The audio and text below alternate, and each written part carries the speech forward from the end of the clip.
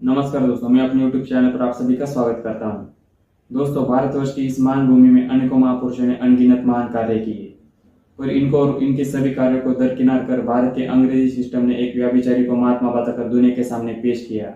दुर्भाग्य से इसी छवि से भारत को दुनिया में देखा जा रहा था, पर अब देश जाग चुका है। देश के सभी सनातनी लोग, फिर इसमें हिंदू, बौद्ध, जैन, सिख कोई भी हो, अपने महान पूर्वजों की विरासत को आगे बढ़ाने के लिए तैयार है। यह लोग अब जिहादियों की फितरत को अच्छी तरह से पहचान सकते हैं।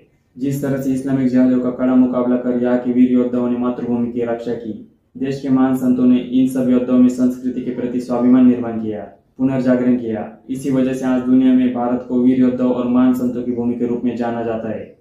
बीच में इस्लामिक घुसपैठियों की वजह से भारत की रियल आइडेंटिटी दुनिया से छुपाई गई या मिटाने का प्रयास किया गया। यह सब चीजें 12वीं शताब्दी से 16वीं शताब्दी तक बड़े पैमाने पर हो रही थी, पर बाद में छत्रपति शिवाजी महाराज के हिंदवी साम्राज्य ने भारत से मूल्यों का सफाया कर दिया। अफगानिस्तान और अरब तक सनातनियों का खौफ हिंदवी साम्राज्य ने फैला दिया। इसके बाद अंग्रेजों का समय आया। इसमें अंग्रेजों ने तोड़ो और राज करो की नीति के चलते मुसलमानों को विशेष स्थान दिया। अंग्रेजों का मुख्य एजेंट बापू अर्थात मोहनदास गांधी था। गांधी की वजह से ये जहरीली घुसपैठी को अपना प्रभाव बढ़ाने के प्रयास में लग गई। मुसलमानों के लिए मोहनदास गांधी ने बहुत बड़ा योगदान दिया। फिर भी इसके बदले में मुसलमानों ने अलग पाकिस्तान लेकर मोहनदास को मुंह के बल गिरा दिया। आजादी के वक्त की सभी घटनाओं को देखा जाए तो आपको यह एहसास होगा कि उस वक्त गांधी का जिहाद प्रेम अपने चरम पर था। आज हम कुछ ऐसी घटनाओं को विश्लेषण करेंगे जिनमें गांधी अपने मुस्लिम जिहाद प्रेम का परिचय कराता है। दोस्तों, जब अलग पाकिस्तान की मांग रखी गई तब गांधी ने बंटवारे का विरोध जताया, पर उस वक्त के इस्लामिक जिहादी सिर्फ हिंसा की भाषा समझते थे। उन पर गांधी के अहिंसा का किसी भी तरह का कोई प्रभाव नहीं था। गांधी ने आगे आकर विरोध जताया होता तो अंग्रेज सोचने पर मजबूर होते, भारत का हिंदू जग जाता और देश का मुसलमान जो खुली छूट की वजह से बेकाबू हो रहा था वह अपनी औकात या सीमा में रहता। जिन अंग्रेजों ने रातों रात जिन्ना को जिहादियों का मसीहा बनाया, उसको अंग्रेज कुछ ही समय में उस वक्त की सियासी दुनिया से गायब कर देते। देश का बंटवारा रुक जाता, पर ऐसा नहीं हो सका। इसकी सबसे बड़ी वजह गांधी का इस्लामिक जिहाद प्रेमी था, जो यहाँ पर एक बड़ा रोल प्ले कर गया। ब्रिटिश औरतें अंग्रेजों के इशारों पर बार बार गांधी के सेकुलरिज्म का गुणगान कर इसके साथ रातें बिता रही थी। गांधी इनके हुस्न का दीवाना बन चुका था। इन सभी औरतों को लुभाने के चक्कर में गांधी सेकुलरिज्म के नाम पर मुसलमानों का मसीहा बन गया। जहरीली इस्लामी कौम की वजह से कभी न कभी बंटवारा तो कंफर्म होना ही था, पर यह बंटवारा आधा अधूरा हुआ। यहाँ पर गांधी का जिहाद प्रेम फिर से देश के लिए घातक सिद्ध हुआ। अपने जिहाद प्रेम के चलते गांधी ने जहरीले जिहादियों को अलग देश देने के बाद भी भारत में रोक लिया। उनको वह सब कुछ दे दिया गया जिस पर सिर्फ हिंदुओं का हक था, जो यहाँ पर हिंदुओं को भी कभी नसीब नहीं हुआ।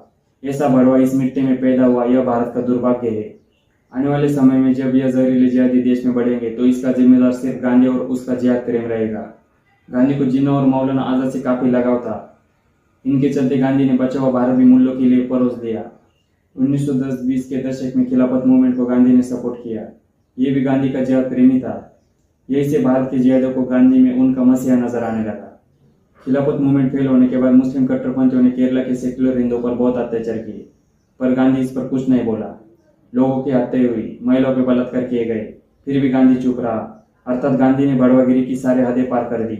जब 16 अगस्त 1946 में लाखों कठमुल्लों ने कोलकाता और बंगाल में डायरेक्ट एक्शन डे को अंजाम दिया, तब इस बड़े मोहनदास ने मुसलमानों का पूरा समर्थन किया। लगातार 3 दिनों तक जिहादी मूल्य हत्या और बलात्कार करते रहे। अंग्रेजों और मुसलमानों का प्लान था कि कोलकाता हिंदू विनकर पूरी पाकिस्तान में मिलाया जाए, पर हिंदुओं ने इस प्लान को उधेड़ कर रख दिया।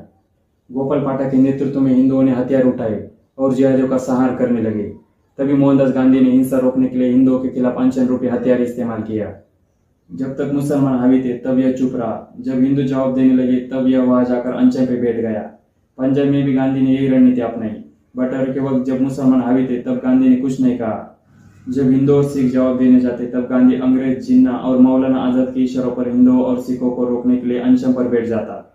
गांधी द्वारा किए गए सभी कार्य अंग्रेज, मौलाना आजाद और जिन्ना के इशारों पर हो रहे थे।